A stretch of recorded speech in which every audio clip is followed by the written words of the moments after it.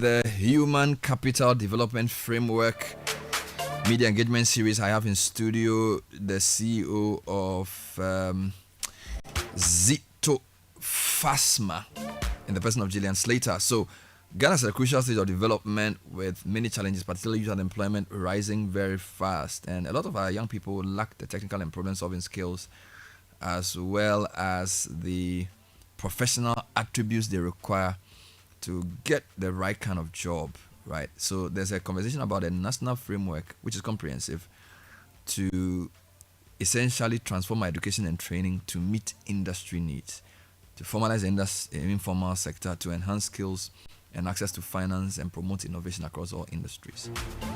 So basically, I want to convert dialogue into practical action, ensuring that Ghana can strategically invest in its human capital to boost productivity and develop a resilient economy. So to talk about this, I have Gillian Slater. Gillian, welcome to the show. Good morning. Good morning. Thank you for having me here. Tell me a bit about yourself. What have you been doing? What have you done in the past? Okay, so my background is strong operational finance and corporate finance. All right. I've lived and worked in 3 continents. Mm. So I spent some time in Europe and in America and had the opportunity, and then in Ghana. So I've had the opportunity of working with different levels of people. And as my role has been Chief Financial Officer, I have led massive teams of people, so dealt with a lot of human capital and development of teams. So that's with this experience, what specific gaps or challenges do you see in Ghana's human capital landscape that are most concerning?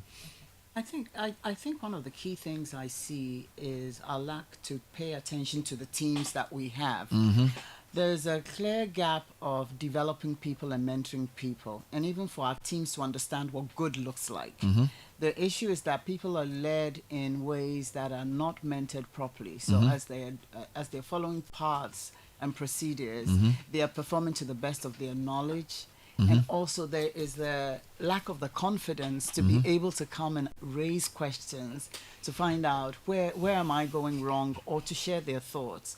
So I think there's a critical need to develop people's confidence levels, and then to allow them to have a voice as well as you work with them, so that they can participate rather than just take in all you were saying without giving you any feedback on the understanding. So to solve this, how can private sector work with government academic institutions to design a type of curriculum that produces the right workforce? I think one of the key things that we need to look at is what we train, what we train people on, the relevance of what they're doing, how we incorporate things that are more real rather than just theory in our processes. There's a critical need to develop a framework where you have people engaged in practical examples, hands-on teamwork, participation, using real-life scenarios to build up that confidence to be able to face it when you're actually in the real workforce. So there's a need to merge that. It's to get people to come out of their shell and be more confident on what they're doing. I like the word confidence. So beyond technical skills, what attributes do you find most lacking in new people who are hired or in new hires, and how can we instill these in them at a national level? That's a good question, Ben.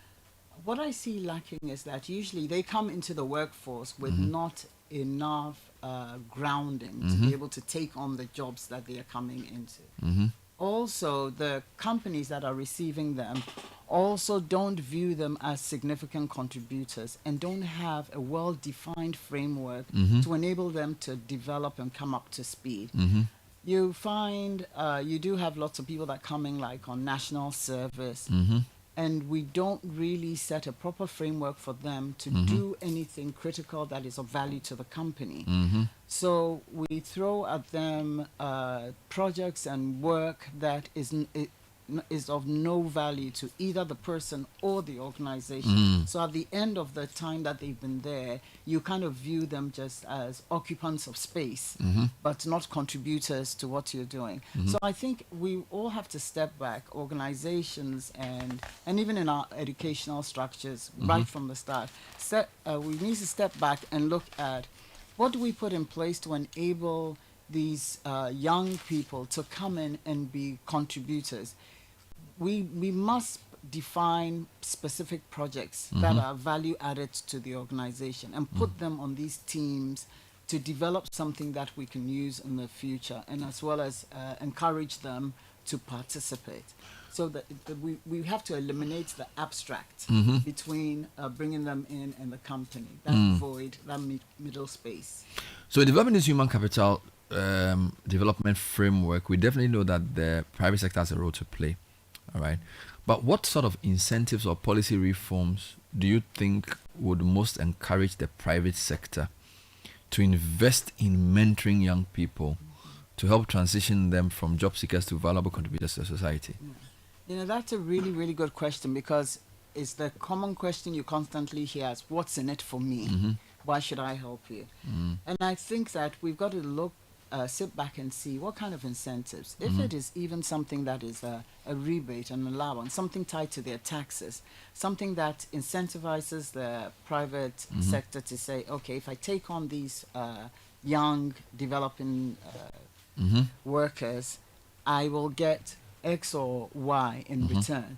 And usually you've got to look at what hurts the most to them. So if it is some sort of allowance that they're allowed to deduct from their tax structure because they are pursuing this goal, it would also make them interested in doing that.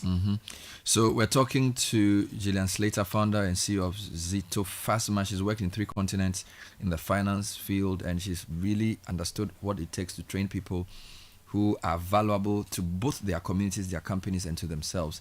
This is part of a series of conversations we'll be having on a human capital development framework, where she and other experts will be helping to steer a conversation. Indeed, Lawyer Kwame Janto was supposed to be on this program. He's a convener of the National Technical Committee on Human Capital Development. He's not here with us, but Gillian has joined us. Any final thoughts for our listeners in relation to how optimistic you are that this approach of trying to develop a human capital development framework will work? I'm very, very positive, and I've repeated very, very positive, because I've actually seen it in motion. Good. Because coming into Ghana and then working for Vodafone, I met people who were fully trained in Ghana, developed in Ghana.